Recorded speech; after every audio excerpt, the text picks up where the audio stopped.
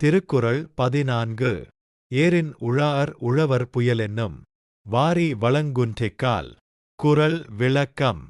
மழை என்னும் வருவாய் தன் வளம் குன்றிப் பொய்த்துப் போகுமேயானால் இந்த உலகிற்கு உணவளிக்கும் உழவர்கள் தம் ஏரைக் கொண்டு உழவு தொழிலைச் செய்ய மாட்டார்கள், செய்யவும் முடியாது.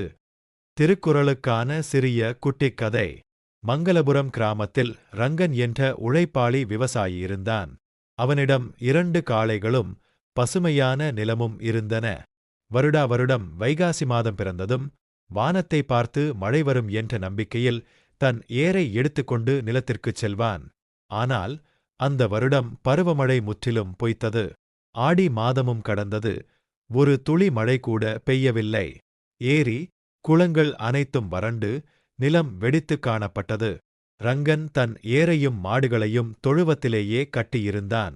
அவனை கடந்து சென்ற அண்டை ஊர்க்காரர், "என்ன ரங்கன், இந்த முறை ஏர் பூட்டவில்லையா?" என்று கேட்டார்.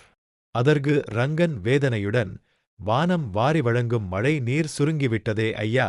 காய்ந்து கிடக்கும் இந்த பாறை நிலத்தில் நான் எப்படி ஏர் ஓட்டுவது? வான் வளம் குறைந்தால் எங்களைப் போன்ற உழவர்களின் ஏர் ஓடாது" என்றான். மழையின்றி ஒட்டுமொத்த கிராமத்தின் விவசாயமும் முடங்கியது. திருக்குறளுக்கான நெறி. இயற்கையின் முக்கியத்துவம். மனித உழைப்பு எவ்வளவுதான் உயரியதாக இருந்தாலும் அதற்கு இயற்கையின், மழையின் துணை இன்றியமையாதது. சார்புத்தன்மை.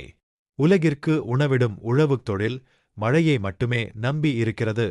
இயற்கை சமநிலை குலைந்தால் உலகப் பொருளாதாரமும் உணவு உற்பத்தியும் முற்றிலும் முடங்கிவிடும்.